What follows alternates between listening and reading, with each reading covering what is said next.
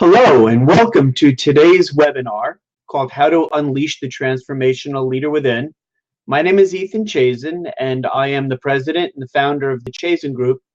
We are a New Jersey-based management consulting and business coaching firm, and my area of expertise or my focus is on helping organizations to truly unleash the untapped potential and power within their workforce.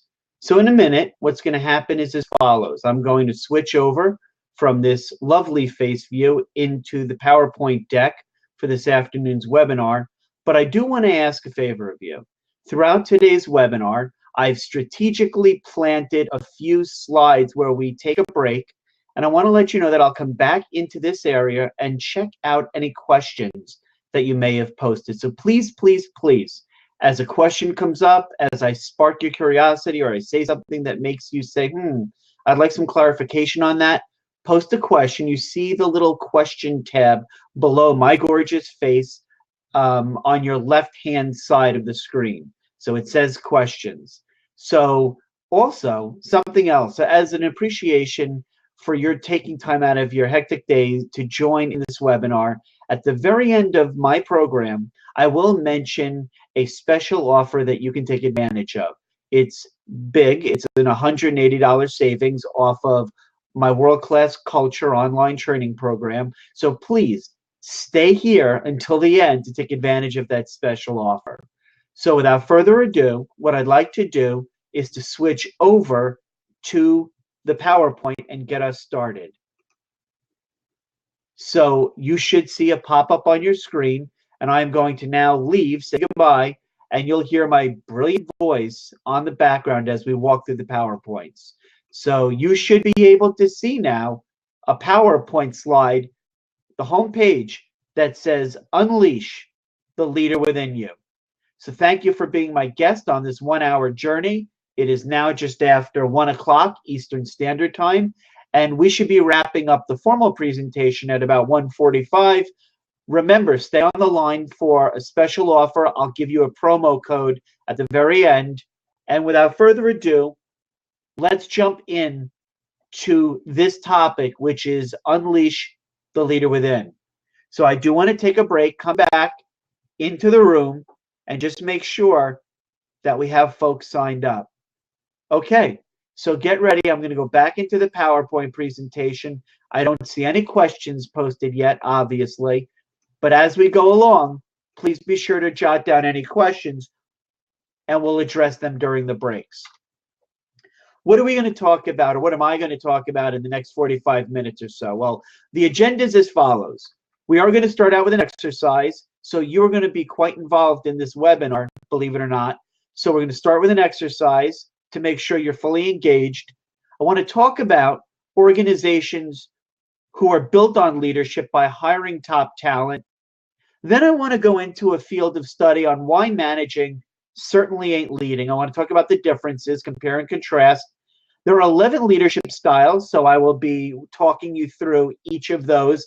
And as I go through those, I want you to make sure you're thinking about anything that you hear that resonates or applies to yourself. What does it take to become a leader? What makes a leader great? A field of study that's becoming increasingly more critically important for success in today's organization called self-leadership. I do want to touch on briefly delegation and why you should do it if you don't already. So people are following you. Now what happens?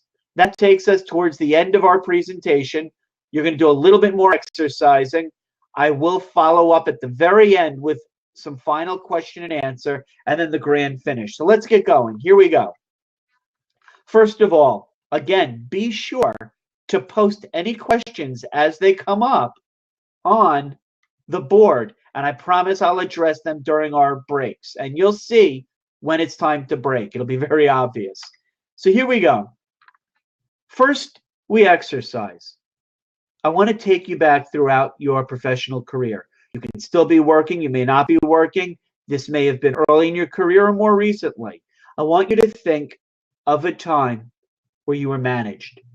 Your boss, and that's what a manager is a boss, didn't care about your engagement. They didn't care about how much you enjoyed or detested work. They didn't want your ideas. They weren't solicited. You weren't coached. You weren't empowered. You were certainly not rewarded.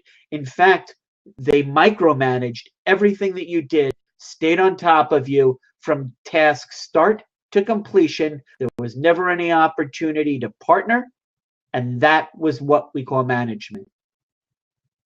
Think of a time, please, in your career where that happened to you. And what did it feel like? Now we go from the field of management to leadership. Conversely, think of a time in your career where you had the fortune to be led by somebody who challenged you to take glorious risks and was there to support you when you failed gloriously, when every goal they set for you is a stretch goal, when they gave you the resources that you needed to join associations, to learn new skills, to get certified, to get formal accreditations, where they coached and mentored you and found others to do that for you, where they challenged you and dared you to go into the unknown. That, ladies and gentlemen, is what leadership is all about. And we're going to talk about that right now. So you should see a screen in front of you that says managing ain't leading. That's what today is all about. To compare and contrast this misguided notion that most people assume leadership is, it's actually management. Management in today's transformational times is actually detrimental to organizational success, whereas leadership is critically important. So what's the difference?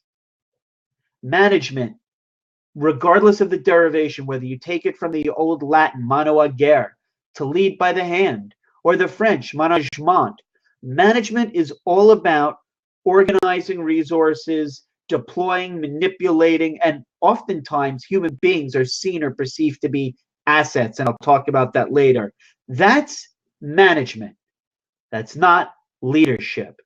Leadership, on the other hand, is somebody who builds consensus amongst her team. They guide and inspire. Usually, it is a position of formal or informal authority. They get people to follow willingly, and it's almost never about skills, at least initially. The ability to lead is behavioral, meaning people exhibit certain qualities, which you can learn. The next slide should show Superman and Wonder Woman. So this, to me, when I do a lot of organizational behavior consulting and coaching, many organizations still foolishly recruit talent based on the 20th century failed model of filling job vacancies. Why do I say foolish? Because we live in uncharted times. When you typically think of a 20th century organization with regard to talent acquisition, talent retention, recruiting, the formal process is this. It's job description driven. Somebody has a vacancy, they have a job posting, they're looking for a candidate who possesses a requisite set of skills, expertise, technical proficiency. That is not how you build a culture of leaders. Conversely, the 21st century transformational leadership organization understands that they recruit superheroes. They recruit people with certain desired attributes and qualities, and what they do is they then have individuals who can grow and be flexible and transition as the organizational challenges change. So what are some superhero type employee characteristics? These are individuals who do well with a minimum of supervision. They thrive in times of chaos. They look forward to challenges. They are very oriented towards trust and empathy and caring. They're people who, although they can go into a lead position, they seek out teams. They're people who inherently look to bring others up with them. Those, ladies and gentlemen, are the qualities of superheroes that you should be now, or your organization should be proactively recruiting for, instead of the failed 20th century talent acquisition model of acquiring people through traditional job postings. So you should see on the screen a slide that says managers are people who do things right. Well, leaders are people who do the right thing. So next up is an exploration. I'd like to get some thought around the kind of leader that you are, the kind of attributes and characteristics you possess, and why that's so important. Because fundamentally, your ability to lead is predicated on others' desire to follow. And so understanding intrinsically the person that you are dictates the kind of relationships that you thrive at not only making, but at cultivating and retaining. So there are 11 broad categories of leader slash manager. I want to walk through with you those 11 broad categorizations, understanding, please, that there are many more in fields of research around this. But the 11 main ones, I want to, as I talk through, please, please, please think about from your own perspective, which of them sound like they are describing you and or a current manager or leader, people you do well or not so well with. So having said that, I do want to walk through the 11 descriptions. So autocrat. The autocrat does not care about you at all, does not want to hear from you. They don't want to solicit your ideas. They don't care if you have any creative ideas. Do the work, be quiet, do it on time, do it correctly. That, ladies and gentlemen, is the autocrat. Next is the bureaucrat. They feel most comfortable when they are following orders, staying within the confines, the comforting, nurturing construct of processes, procedures. They love to fill out the forms in triplicate. They dot all their I's, cross all their T's. They feel very comfortable with command and control, 20th century pyramid-shaped organizational structure. Next up, the charismatic leader. The charismatic leader, just as it sounds, is somebody whose personality is so engaging. They literally attract followers like moths to a flame. Typically, when you think of professional athletes, professional coaches, you think of cult leaders. Charismatic leaders engage just by the sheer power of their personality. They tend to be extremely extroverted and very, very emotionally manipulative. Is actually a harsh but good word. The fourth group are what's referred to as the Democrat or participative. These individuals, as leaders, cannot come to consensus until they've asked as many people on their team for feedback and input. They want their teams to participate. If they're feeling a challenge as a leader between rushing to get a decision versus taking additional time, they would rather take more time and engage more people in the process.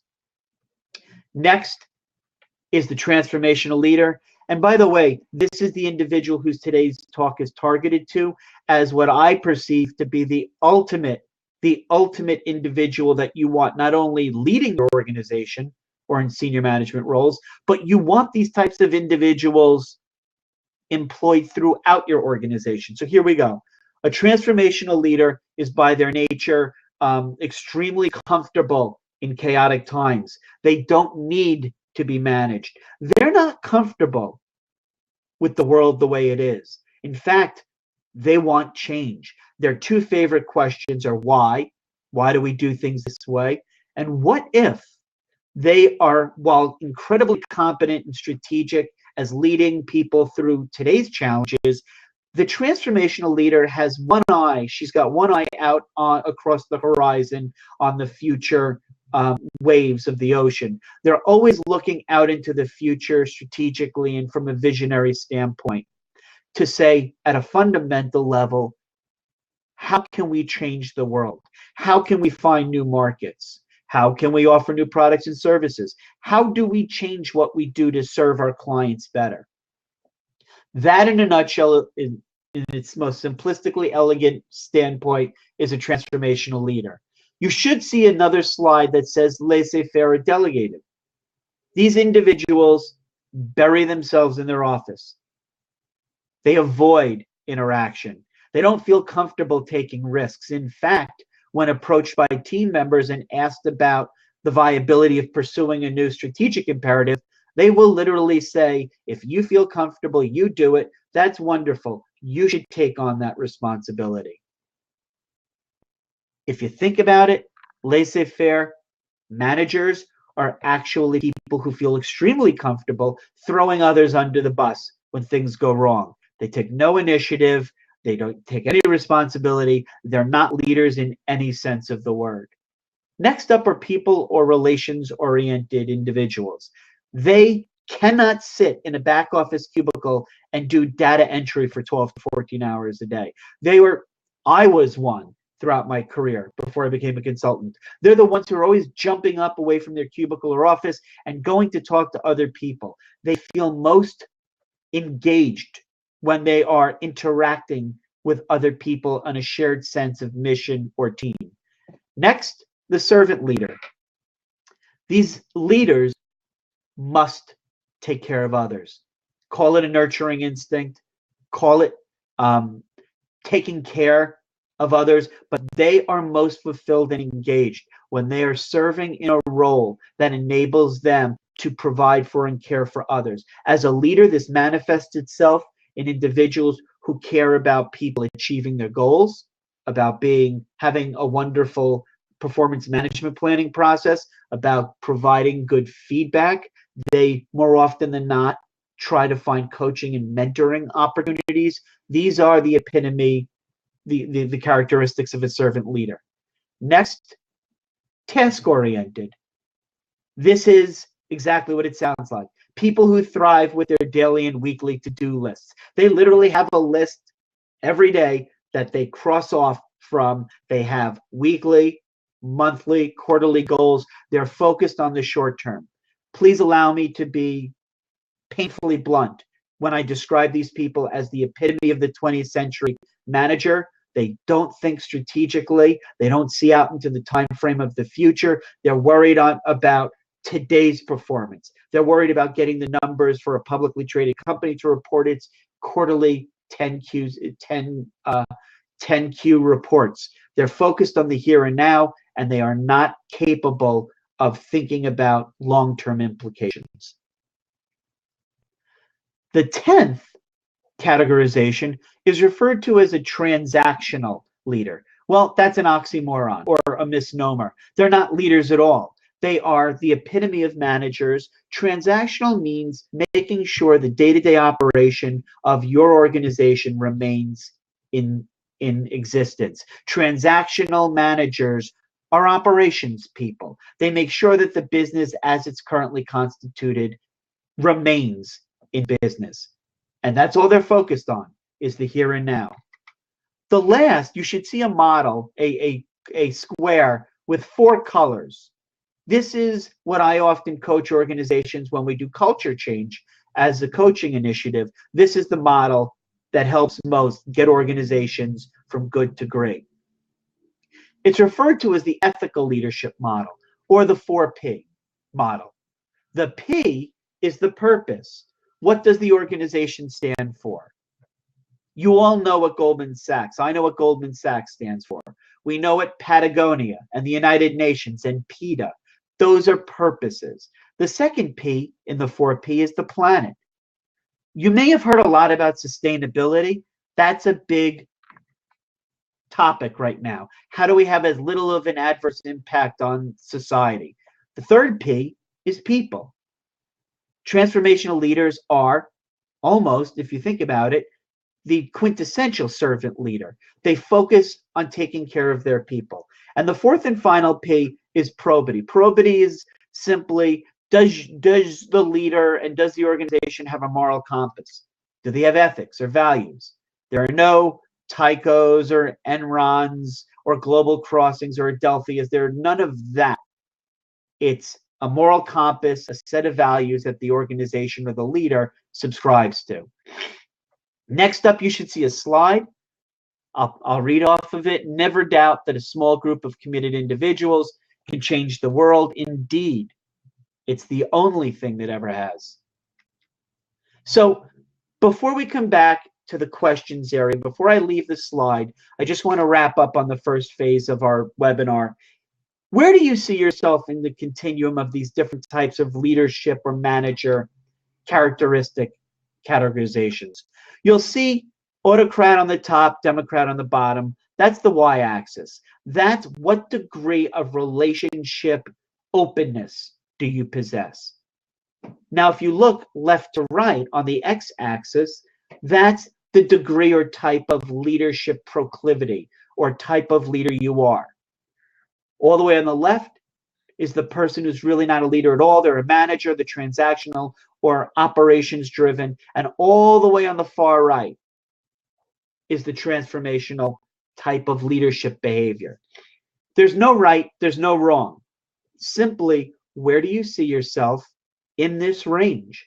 And that'll dictate or that'll show you where you feel most comfortable. So at this point, it's time for our first break. So I'm going to jump back into the webinar room and see if there are any questions.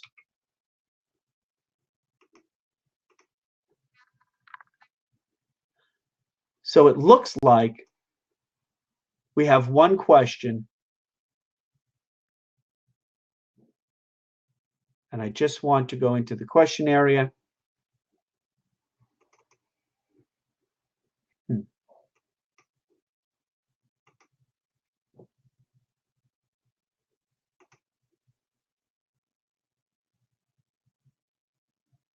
Okay, so actually, I don't see a question. So I'm going to go back into the webinar PowerPoint and resume our conversation around the next stage of today's webinar. A leader is a dealer of hope. Truer words were never said. I want to now transition into what makes a leader. Please do think of yourself. Think of the rising stars in your organization. Think of people throughout your career who you were fortunate enough to be touched by or worked with. They exhibit certain attributes or characteristics. The first thing I'd like to say, and this is a truism when you look about whether it's a company, a nonprofit, a nation state, any organization that has ever successfully navigated from times of chaos and uncertainty through to a successful future, none of them ever did that through management. Management, as it exists in most organizations, is actually a significant barrier to being able to transform from good to great, as Jim Collins said. It needs a mind shift change. The mind shift change is as fundamental and as simplistic as this: changing conversation pronouns. We no longer talk about a world of me and I or you. We talk about we. That may sound simplistic. It is.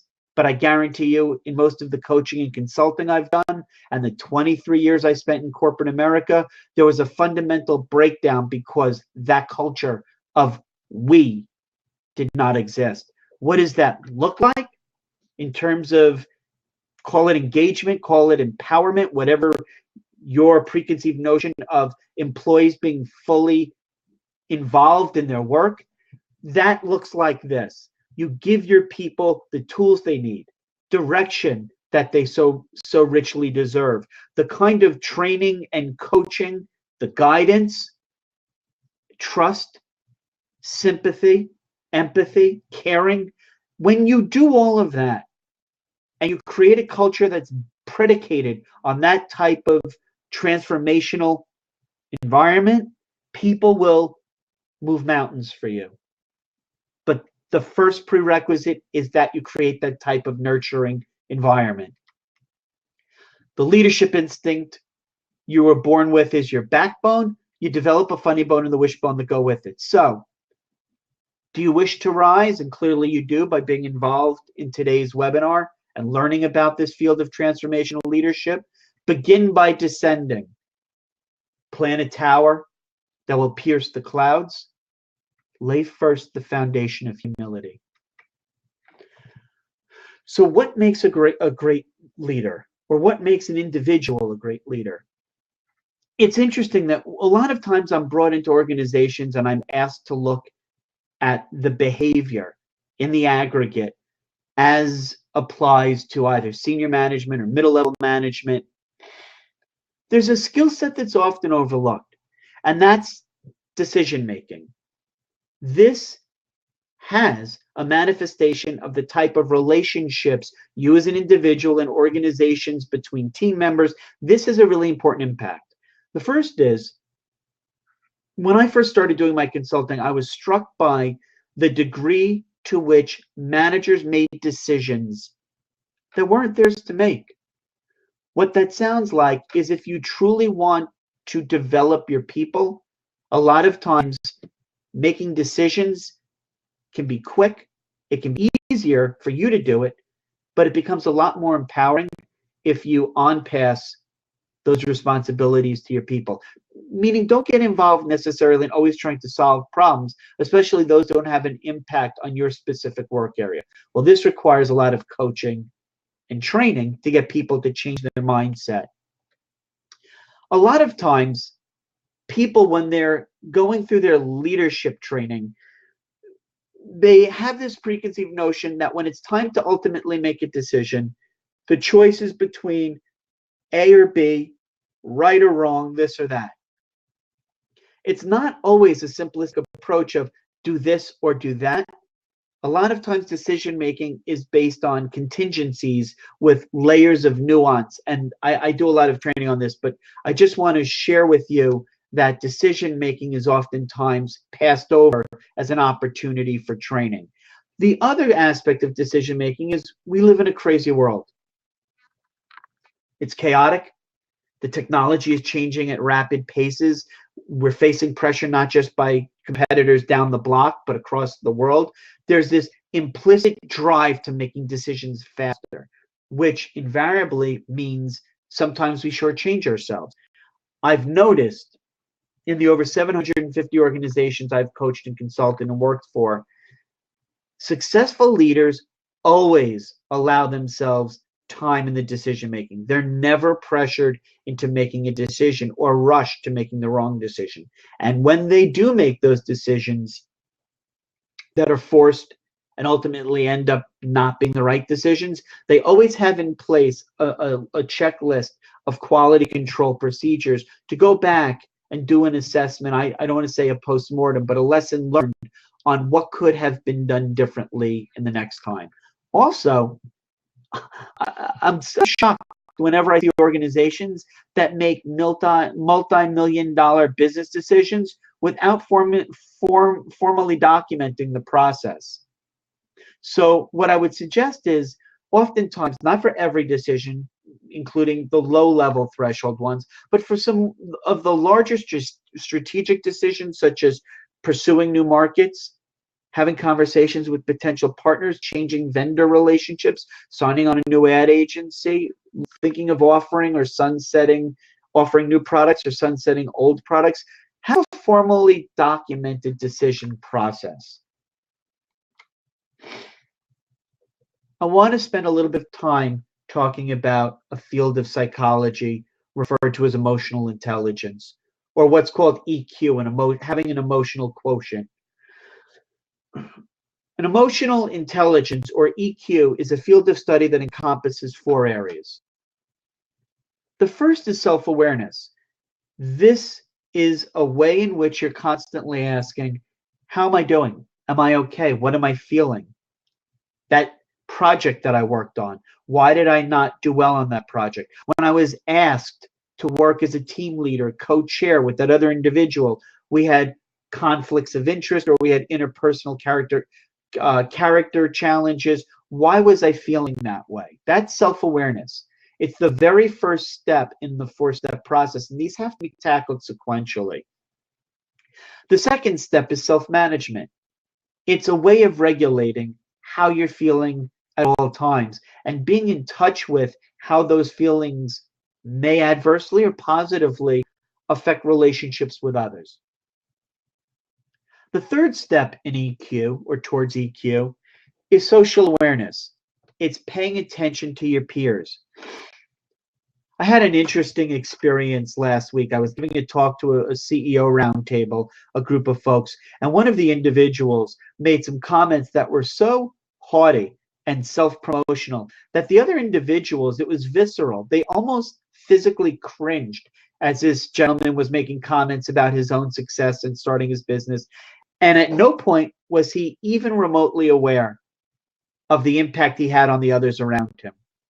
Well, if you've worked for any period of time in any organization, a for-profit, a nonprofit, an NGO, any organization, it's chock filled with individuals who are not socially aware. They're not emotionally hardwired to care about others. They're not paying attention to how their interactions are affecting others. That's the third piece. Social awareness is paying attention to the individuals, the surroundings around you. All three of these lead up to the fourth stage in emotional intelligence, which is social management. How do you manage those relationships for success? This is how transformational leaders get built, or how they train themselves. It's a four-step process. I actually have a program on emotional intelligence. Please let me know after today if you'd like me to email you that PowerPoint. But this is a significant piece of becoming a transformational leader, this field of emotional intelligence. Know what your strengths and weaknesses are. Everybody has strengths. Everybody has weaknesses. It's the sign of the emotionally intelligent individual to play to your strengths, especially vis-a-vis relationships and your strengths in building and nurturing them, as well as weaknesses.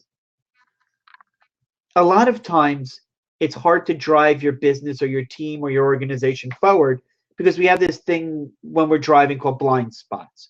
The blind spots are obstructed areas of vision, weaknesses that we don't see that tend to knock us off track.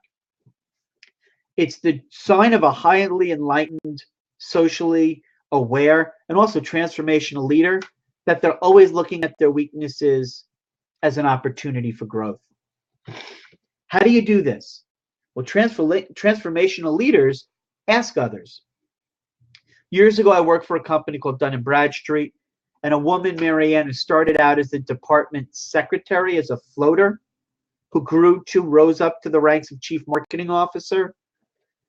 Whenever she was engaged with her over 140 employees, of which I was one, the conversations always got back to how could she serve people better. Hear that word, servant leader? What were some of the areas for improvement in the organization, certainly on her team, working in relationships with peers and other functional areas. She was always seeking criticism, constructive criticism, to fill in the holes of weakness. Be a role model. Lead by example.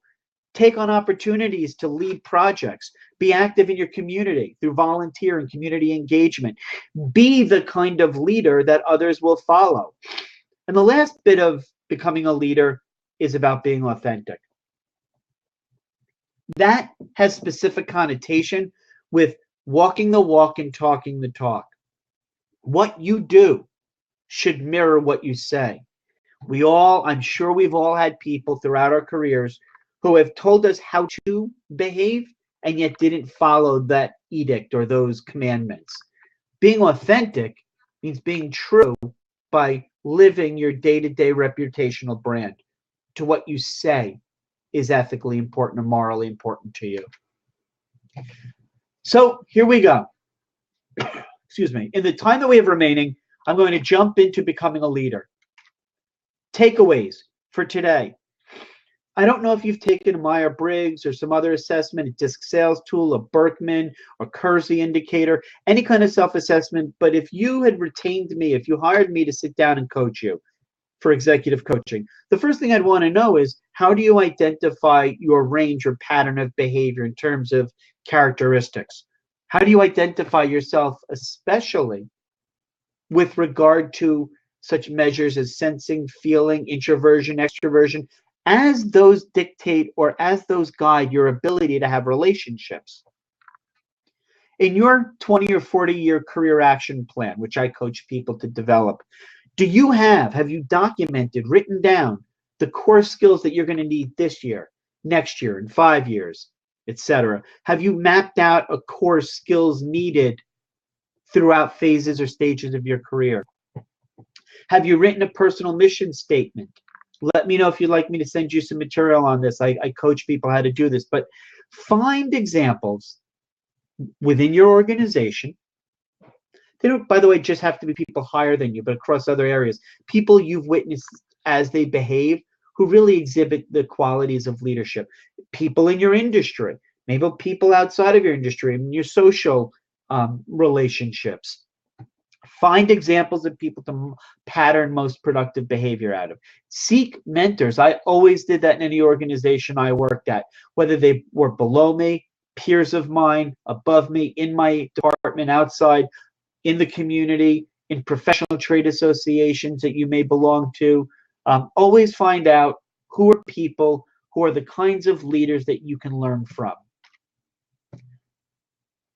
Any opportunity to lead at an industry event, at your annual conference of your trade association, take advantage of projects, town hall meetings, semi-annual, biannual, or annual conferences, anything that you can get an opportunity to acquire leadership skills, do it. Take on challenging roles. Gain as much experience as you can. I know I'm talking at a generic level, but these need to be patterned into your behavior in terms of your project management plan, your weekly, your monthly, your quarterly goals. Get training on this. If your organization offers it, wonderful. If they don't, seek outside training. Suggest or try to influence your organization paying to bring outside people who do this, but get the kind of training that you need, not just for excelling in today's role, but in your 20-year or 40-year plan, the next job you have identified for yourself 5 years out. Take a look at that. Always, always obtain feedback. So here we go. Your 5-step plan. Do you have a leadership plan documented? Let me know if this is something you want. I can email you my 2-page Word document. It's a very simple way to scratch out a leadership plan. But a plan that's not written down is what? It's a dream. So please, please, please take the opportunity to write down your plan. Do you have a vision for yourself and your organization? I cannot tell you the times that I've done coaching for teams and organizations, whether it's Calvin Klein or Johnson & Johnson or PNC Bank or Goldman Sachs. When I talk to people and I say, have a vision for your organization, invariably they'll always say, why do I need to do that? I'm not in senior management. Well, first of all, if they say that, they are clearly not in a position to be groomed for leadership, at least yet. But the leaders are the kinds of people who don't necessarily think that they have to achieve a certain job title status to have a vision. They may be at odds with certain attributes of your organization's vision. They may see a future in which your organization changes. The question is, have you identified them? Are they on training tracks? Have you coached and mentored them? You want to find people, and you yourself want to be somebody who has a vision and is constantly communicating vision. You want, again, those superhero types of workers in your organization. They have certain attributes that others lack. They're the kinds of individuals who are always looking to step forward and take charge. That's the 4th step in your leadership plan of attack. The 5th step is start to think about how you can inspire others to greatness. You can't be somebody else's version of a leader. You can only do you, so to speak. I will say this about organizations. They hire effectively. They fire quickly. I'm of the mindset, I always have been, having been downsized and outsized and offshored a number of times throughout my career before starting my consulting firm. I don't believe in terminating employees. I believe if you hire an employee, that individual has joined your organization. They made a commitment akin to joining a family. You don't fire family members. You may not want to speak to them a lot, but I don't believe in firing. But if you have to do it quickly. The more you draw it out, it creates a scorched earth policy, and it adversely affects those individuals, coworkers, and peers. Next up, communication. there's three forms, right? There's the nonverbal, the body language, which is most influential, that most people aren't aware of, the kind of messages they're sending out. There's the verbal, and then there's the written. If you want, please let me know. I'd be happy to talk to you about a communication program I've developed for organizations. But the reality is this. It is almost a fundamental universal truism that in almost any organization that's experiencing trouble, 99+% can be categorized as communicating not enough or poorly. There is almost no such thing as over-communication. Maybe in a marriage, but certainly not in a business relationship. So if your concern is, as a transformational leader, how do I start to build an esprit de corps, a sense of shared teamwork, start communicating more. Lastly, there's a field of study called learning agility. How do you learn as an individual, as a leader, and as an organization? How do you acquire agility? That's predicated on a whole field of training that you might be interested in bringing into your organization, where you're interested in applying innovation and creativity best practices. So I have a slide that right now you should see. It says, our people are our greatest asset, and a picture of the famous painting, The Scream. Why? Because when I hear this, whether I'm at a chamber event, I'm at an industry association conference event, if I'm giving a talk as a motivational speaker, and somebody says this to me, I walk away typically. People are not assets. I find this to be one of the most demeaning types of pattern of behavior, thought-wise, that a manager can exhibit.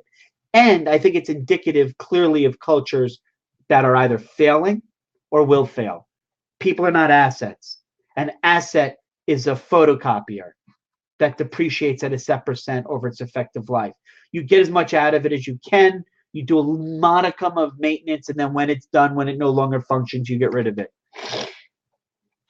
People may have been an asset in the early 20th century with the leaving of farms and going to factories to do one type of work. And that is dead. That concept no longer exists. We live in the 21st century where work is customized, specialized. We need agile learners. We need people who can learn how to learn, take calculated risks. People are not assets to be managed. It is beneath human dignity to lose one's individuality and become a mere cog in the machine. Gandhi said it a long time ago. It has never been more critically important and relevant than today. So I want to take a break. I want to go into our room, and I want to check to see if there are any more questions. Bear with me.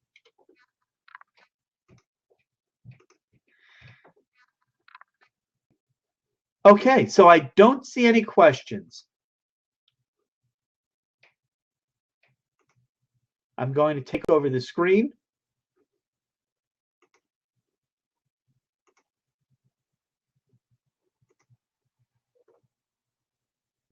Okay, so here we go. I'm going to jump back into the PowerPoint, and we'll finish up today. And remember, please stay on the webinar, because after I'm done and we finish questions and I do the big finish, I want to tell you about a special offer as my thank you for participating today.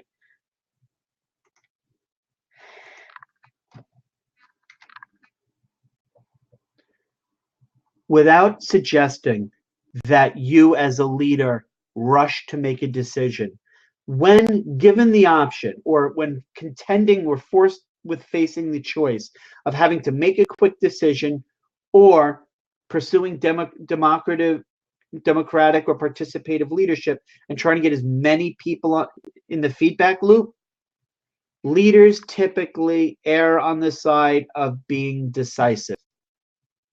At the end of the day, ultimately, a leader understands that it's their responsibility, the outcomes at least, based on the choices that they've made and the direction their organization goes in.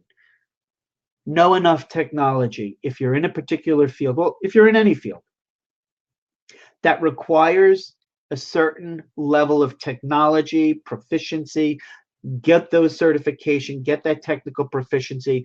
People as leaders are looked to have answers. Another issue, time management. We all know that there's no such thing as managing time. There's something about balancing work-life challenges, and leaders seem to just inherently within their DNA understand that when there are challenges between getting work done and nurturing relationships, that the managing time goes out the door and they're focused on making sure people are doing okay. The work long hours, of course, doesn't everybody these days, but it's about being strategic in how you apply that time. Transformational leaders take a look at three aspects constantly. The first is, how am I doing, the emotional intelligence, and how are my people? The second, with respect to our organization, are we plotting a course? Does the future, does the vision and direction make sense for what's happening in the industry today or in the field you are in? And are we heading in the right direction? Again, transformational leaders ask, why do we do it this way, and what if? The third piece is, as a transactional or operations-based manager, it's, are we doing okay to run the business for success today? So those are three levels in that priority: yourself and other individuals, the future and vision of the organization at a later date and time, and at the same time, but prioritized third, is, are we doing everything okay today? That may sound counterintuitive. Most managers or 20th century organizations focus on the third, are we operating okay at optimal level today? But they do so at the detriment of plotting out a logical course. Be empathetic. I have to say this. This is me on my soapbox right now. Individuals in organizations cannot be leaders. They cannot be transformational leaders if they don't care about others. It's called empathy. You don't get trust. You know, I was giving a talk once at an association on diversity and inclusion. I was talking at a banking association, and I spoke to a chief HR officer afterwards. And he said, not once, not twice, but alluded to on three separate occasions in probably a 5-minute discussion about how the people in his organization didn't trust him. I find that humorous because it's so indicative of the kind of personality that has almost a godlike complex. People don't have to trust you. People will trust you. Trust is not a goal. Trust is a result that derives from earning people's trust. That's the key. Transformational leaders understand they're constantly working to earn and retain their people's trust. It's having a love and caring for them. You know, I respect Jack Welch, former CEO of excuse me, GE. Respect him mightily for some of his business acumen, but not a big fan of the way he approached GE transforming itself. The end result was fine, but it was how he took it. You may have heard Jack Welch rose from the ranks over 30 years at GE, from after college joining as a chemical engineer entry level and rising up the ranks to become CEO. Understanding that GE had lost its way, as a newly minted CEO, he decided that he was going to have 3 levels of employee. The A's were the rising stars. Give them what they need, give them the resources, get out of their way. Fine, every organization has them.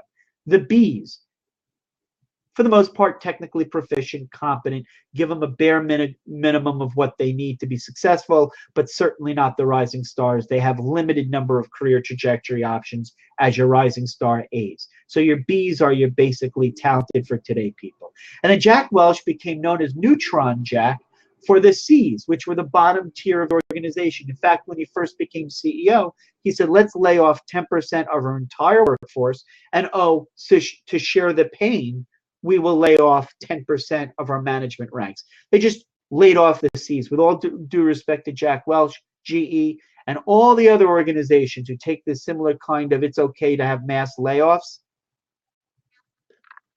why did you ever hire those people in the first place? So I want to talk really quickly about Ken Blanchard, an interesting observer over 30 years in studying organizations and organizational behavior and peak performance. There's this idea that's come into vogue, and absolutely it's become critically important, that you, your senior management, your organization, consider a type of leadership referred to as self-leadership. And this, when implemented, enables organizations to outperform their competitors every step of the way. I'll talk a little bit about this, but understand that it's an incredibly rich and broad topic for further deep dive. Here in the 21st century, with the internet, technology, social media, virtual work teams, there's a need now more than ever for employees to have a sense of, especially millennials, to have a sense of belonging, to be empowered, to do work that matters, to control their work. It's work-life balance. Teams that are dispersed geographically. There's a need to transform from the 20th century model of organizations having command control structure with people who reported to managers. Organizations now must embrace an idea whose time has come for people to lead themselves. A self-leader defines her own work. She takes the initiative. She decides which individuals to coalesce into effective work teams on a project-by-project basis. She sets her own priorities with start and end dates and goals. These individuals solve their problems independently. Gone is the notion of the manager, and in its place are leaders who have maybe one or more of these self-led groups of individuals who are team members. Lastly, you see it's a tab that has a Dunkin' Donuts cup on a monitor, and it says with a Post-it, Brad, don't do this yourself. We move into the skill set of delegation. Why do you do delegation? You establish trust for your people. The whole notion of delegating is you should trust them because you hired stars, superheroes. You cross-train these individuals on a number of skills so they can do each other's jobs. Go study DuPont or Gore. Their cultures are built on this, predicated on this kind of delegation model. You coach and you mentor people. In fact, delegation as a skill set is baked into your PMP, your performance management planning process. How do you delegate? What's the best use of your time? Remember, ladies and gentlemen, we may work 40 to 60 hours a week. Hopefully not too much more for many of you. We have 168 hours in the week. Time is our most invaluable commodity. You cannot think as a leader, why do we do things this way and what if we take them a different direction? By doing tasks that are repetitive in nature. You need to delegate things that are necessary below your pay grade, or delegate them to the people you've identified on your team are the most deserving or most able to perform that task, or, here's a big or, may not be able to perform that task without failing, but you're going to give it to them anyway, because that's part of your coaching and mentoring. You've taken a look at all your people and all the work, to-dos that you traditionally would do. You've mapped out a professional development plan, and you're going to on-pass work to them. And the last bullet, avoid the boomerang, no backsies. People are following you. Now what? Be a servant leader in every sense of the phrase. Learn to work so hard to serve people's needs. Listen. No, really, listen to me. God gave you 2 ears and 1 mouth for a reason. Listen hard. It's one of the most critical skills that we can embrace. Once you have people's trust, keep working hard to earn it. Change. Not just change to be different, but change to embrace things that come up that are potential challenges or obstacles to your organization thriving through these chaotic transformational times. Want to be a leader? Share leadership. Build self-directed, self-led teams. And leadership is always about training and developing it in your organization. You should see a slide with a baby doing a Stallone one-hand push-up. In closing, I would like to leave you with a thought. What can you take away from today's webinar and start doing immediately for yourself, for your team, for your organization, if your actions inspire others to dream more, learn more, do more, and become more, you are a leader. So for the grand finale, I'm going to go back into the webinar room in a moment to check and see if there are any last questions and give you that promotional code. But please know, as you think about this field of leadership, transforming how you perform and transforming the organizations you work in, a leader is one who knows the way, goes the way, and shows the way. One of my favorite quotes from Sir Isaac Newton: "If I have seen further, than others, it is by standing upon the shoulders of giants." So now I'm going to go back into the webinar room for a moment to check questions, so please bear with me.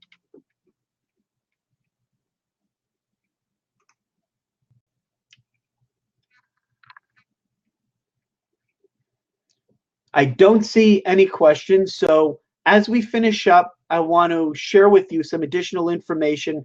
Again, my name is Ethan Chazin. I am the president and the founder of the ChazinGroup.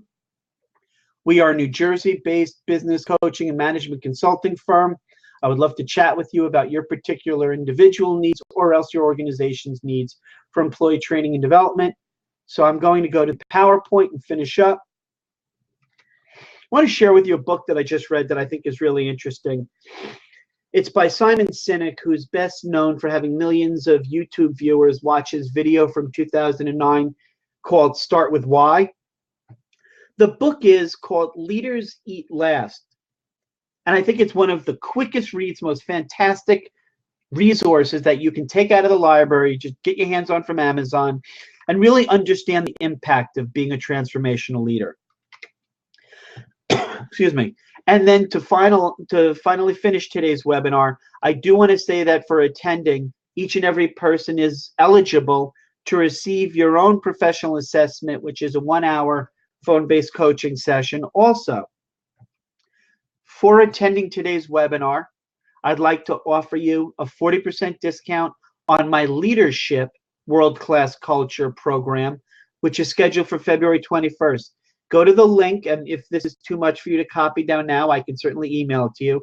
The ChazinGroup course, Become a Transformational Leader, and use the promo code LDRWEB0124, and that'll give you that 40% discount, $180 savings. So I'd like to thank you again for joining me today. If you have any questions, please do email me. Again, my email address is ethan@thechazingroup.com, and I thank you for joining us today.